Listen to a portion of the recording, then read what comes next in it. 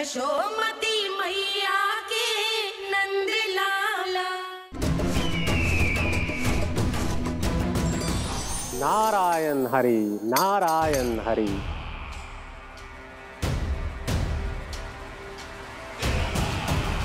प्रणाम देवर्षि। किस योजना में कितना लाभ है और कितनी हानि, यह आंकलन करते करते थक गए होंगे मथुरा नरेश।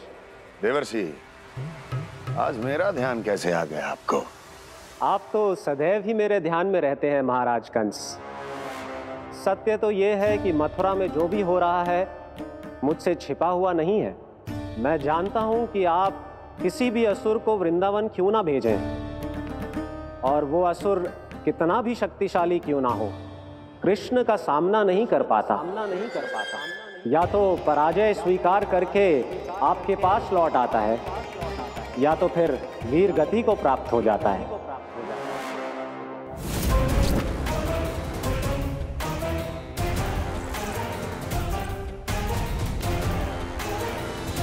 वाह, मुझे मेरी असफलताएं स्मरण कराने आए हैं, मेरे घाव को खुरेदने आए हैं, उन पे नमक छिड़कने आए हैं।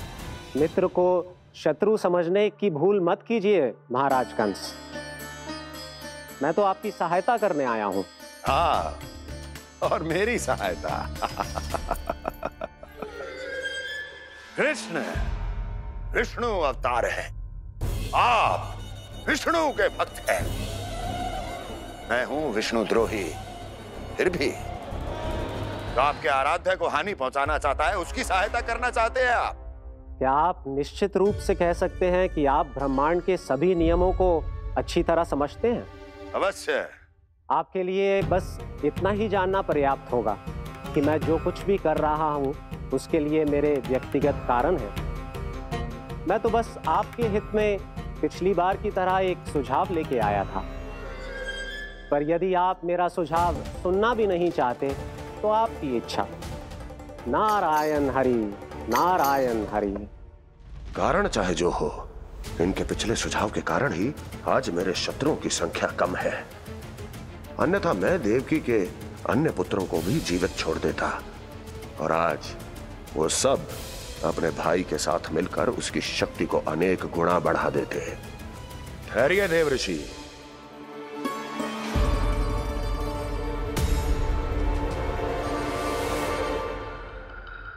बताइए, क्या सुझाव है आपके पास?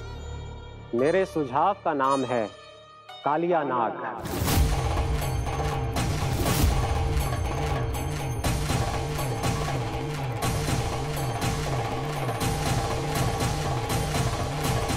उसके विषय में मैं जानता हूं देवर्षि। तो समस्या यह है कि मैं स्वयं उससे मिलने नहीं जा सकता, उससे भेंट नहीं कर सकता। उस कृष्ण की हत्या के लिए उसको वृंदावन जाने के लिए तैयार नहीं कर सकता। तो मत जाइए उसके सामने, और ना उसे भेजिए कृष्ण के सामने। हर बार आप किसी न किसी असुर को अपने शत्रु के क्षेत्र में भेजते हैं, जहां शत्रु उसका सामना करने के लिए पूरी तरह से तैयार होता है और आपका असुर मारा जाता है। इस बार शत्रु को युद्ध स्थल चुनने का अवसर मत दीजिए महाराज। इस बार योजना का जाल ऐसे बुनिए कि कृष्ण स्वयं उसके पास जाने के लिए विवश हो जाए। कालिया नाग स्वयं काल है, मृत्यु का दूसरा नाम है। उसके विष का उपयोग अपने लाभ के लिए कीजिए महाराज। वैसे कालिया के विष की अधिकता का अनुमान तो होगा ही आपको।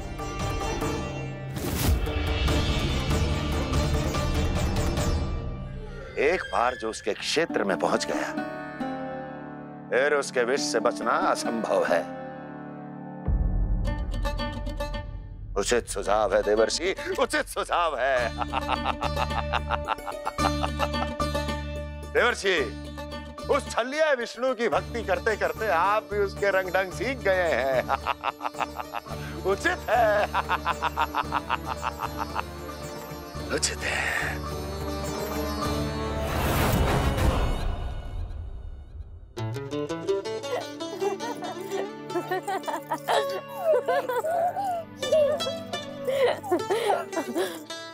बस बस, बहुत आनंद ले लियो लल्ला।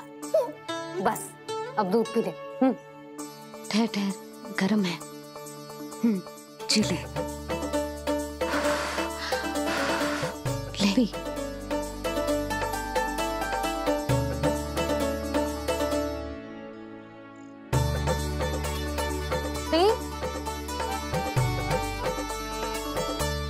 मैं ना होती तो ना जाने क्या हो तो तेरा।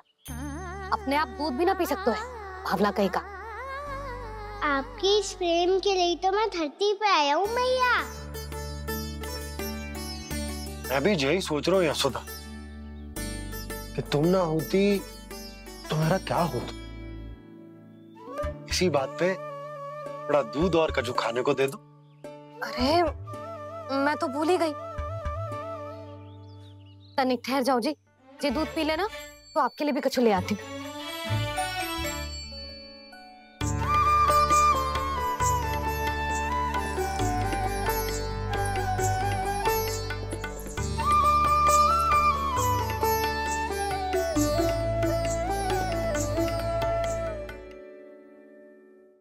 प्रणाम महाराज। आपकी आज्ञा के अनुसार बिल्कुल वैसा ही पत्र तैयार किया है जैसा आप चाहते थे।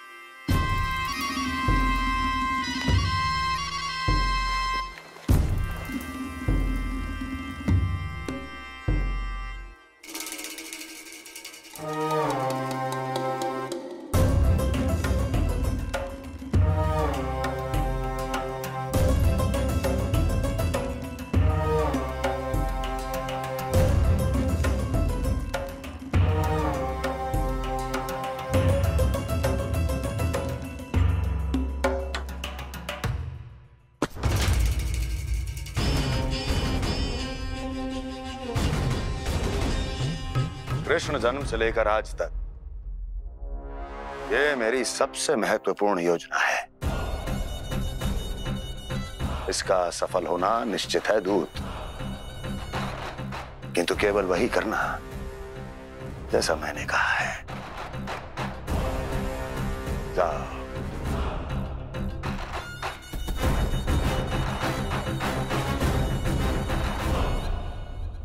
कान्हा,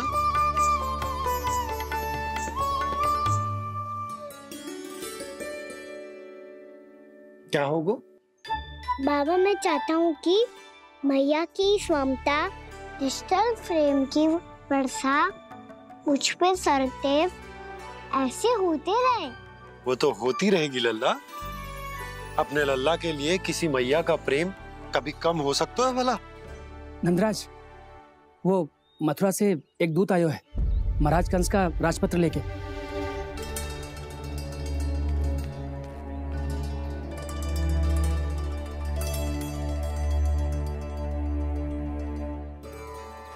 कान्हा, अब क्या करने वाला है? तेरे बाबा कहाँ गए? हाँ?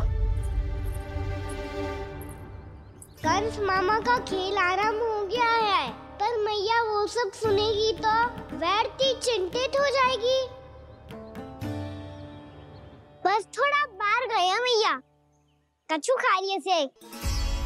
बाहर इस समय? मैया क्या होगा? मैया देखो ना, पीठ पे कछु हो रहा है। मेरा हाथ ना पकड़ो, आप करो ना। यहाँ? क्षमा करना मैया, पर अभी बाबा को ही संभालने दो ये सब। कहिए, क्या संदेश लाए हैं आप? नहीं नंदराज, नहीं। महाराज कंस का आदेश है कि ये संदेश सभी गांव वालों के साथ ही पढ़ा जाए। ठीक है, मैं गांव वालों के सामने पढ़ दूंगा, पर मुझे तो दीजिए पढ़ने के लिए। महाराज की आज्ञा का पालन करना आपके लिए भी आवश्यक है नंदराज। सभी गांव वासियों की सभा बुलाइए। बंसी, सभी गांव वालों की सभा बुलाओ। राजपत्र में ऐसा क्या संदेश भेजो है कंस ने? अब मेरे पत्र को पढ़कर सब भौचक्के रह जाएंगे। और वो कृष्ण, उस कृष्ण के पांव के नीचे से तो भूमि खिसक जाएगी, आकाश फट पड़ेगा, बिजलियां गिर जाएंगी। प्राप्ति, ओ प्राप्ति, कंस का पुत्र स्वयं को बहुत अधिक शक्तिशाली समझता है ना वो।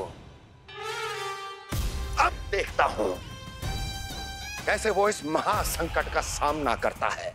वो कृष्ण, वो अपनी मृत्यु स्वयं चुनेगा या मृत्यु की वेदी पर चढ़ा देगा प्रिय वृंदावन वासियों को।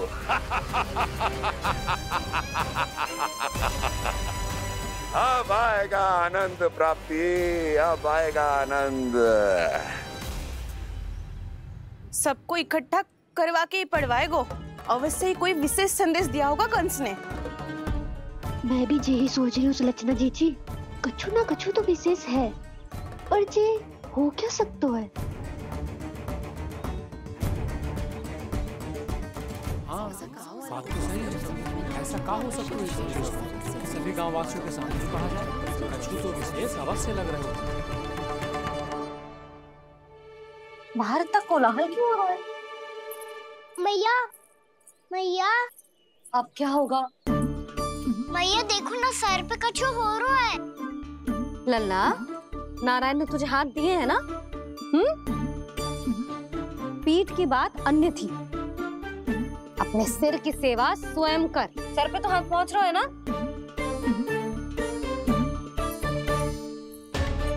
मैया सुनो ना, मैया देखो ना, तीव्र कर, कछु हो रहा है। मैया देखो ना, तीव्र कछु हो रहा है।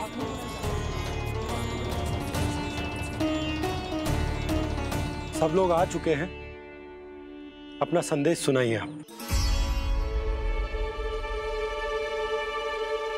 गोपराज नंद और सभी वृंदावन वासियों को सूचित किया जाता है कि मथुरा अधिपति और आप सभी के महाराज कंस ने कल सुबह भव्य पूजा का आयोजन किया है। इसके लिए राज्य को वृंदावन के क्षेत्र के निकट यमुना नदी के मध्य में खिलने वाले 1 कोटि कमल के पुष्पों की आवश्यकता है। इसीलिए आप सभी को यह आदेश दिया जाता है कि ये सभी कमल के पुष्प प्रथम पहर से पहले राजसभा में पहुंचा दिए जाए। इतने सारे पुष्प, वो भी प्रथम पहर से पहले कैसे हो सकते हैं? यदि आप ऐसा करने में असफल रहे तो इसे राज आज्ञा का उल्लंघन माना जाएगा और राजद्रोह के आरोप में आप सभी को कड़े से कड़ा दंड दिया जाएगा। स्मरण रहे, यदि कल की पूजा में इन 1 कोटि कमल के पुष्पों का ना पहुंचने के कारण कोई व्यवधान आया तो समस्त वृंदावन वासियों को दोषी माना जाएगा और पूरे गांव को निवासियों सहित धूल में मिला दिया जाएगा। कल प्रथम पहर तक का ही समय है आप सबके पास।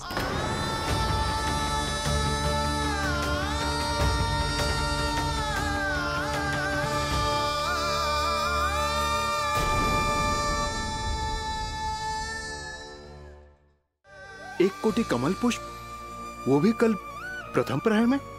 ऐसे कैसे संभव है? और कोई साधारण पुष्प ना, यमुना नदी के मध्य खिलने वाले विशेष कमल के फूल चाहिए उन्हें। लेकिन यमुना नदी में तो कालिया नाग ने विष घोल के रखा है, तो फिर कैसे हो पाएगा? यह संभव है। हमारी मृत्यु का संदेश भेजा राजा कंस ने। सदैव की भांति इस समस्या पर भी गांव के बड़े ही विचार करेंगे। बालकों का यहाँ होना उचित ना है।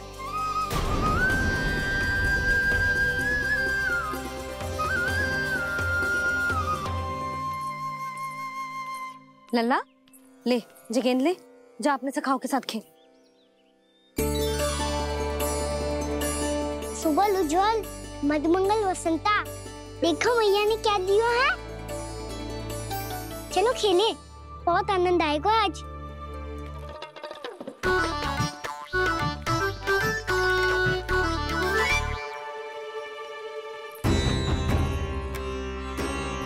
भानु, बंसी, जाओ और शीघ्र ही वो घेरे का कार्य समाप्त करो।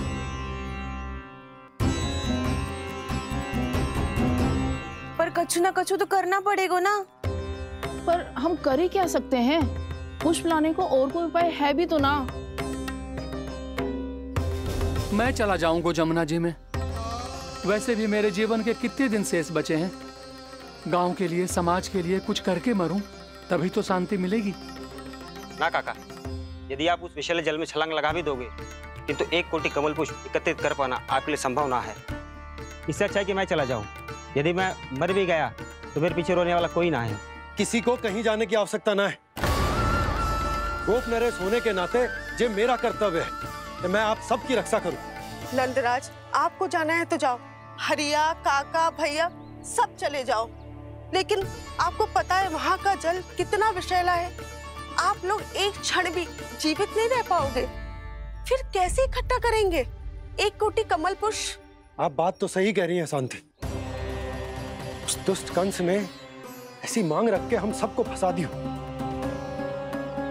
हम में से कोई भी क्यों ना चला जाए और इस संकट का समाधान ना निकले को।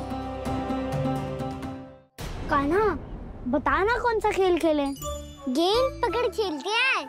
पर एक बात सुन लो सब, कोई भी तीव्र गति से ना फेंकेगा गेंद को। भैया ने फ्रेम बनाई है मेरे लिए। सब तैयार हो? हाँ।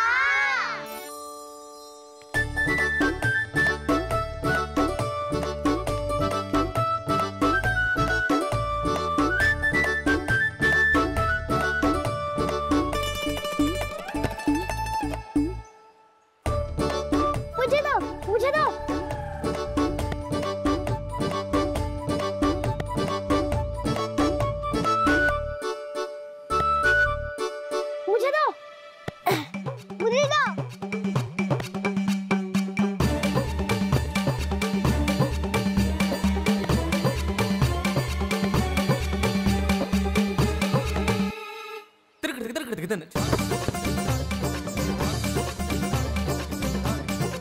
कान्हा, इतनी धीरे से फेंकेगो तो कैसे आनंद आएगो? थोड़ा बल लगा के फेंक। हाँ कान्हा, हम अभी बड़े हो गए हैं, तू अब भी छोटे बालकों की तरह फेंक रहा है।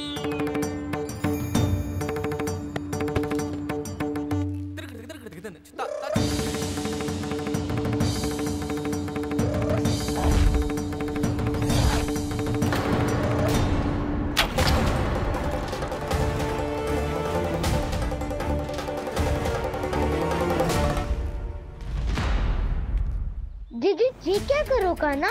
गेंद तो डूब गई।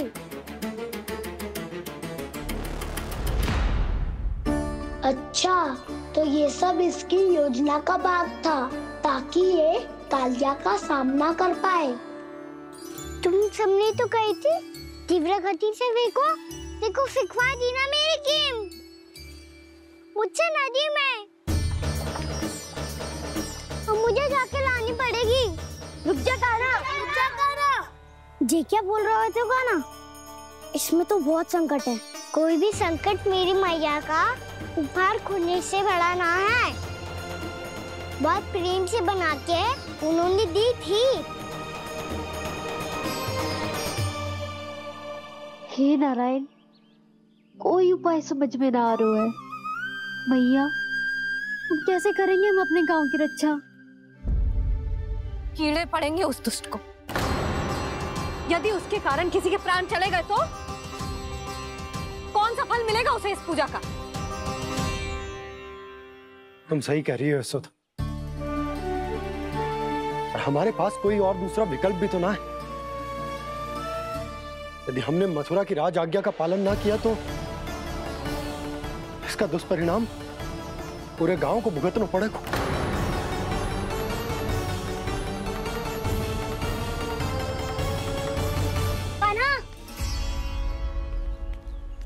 तुम्हें पता है कि तो भगवान है, दिव्य है, बहुत शक्ति है तुझमें। पर फिर भी हम तुझे विषैले जल में ना जाने दे सकते। कुछ होगा तो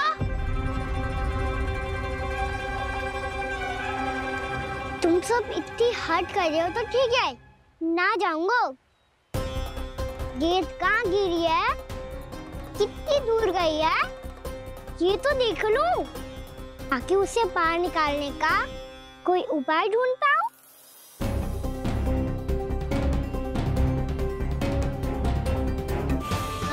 हाँ।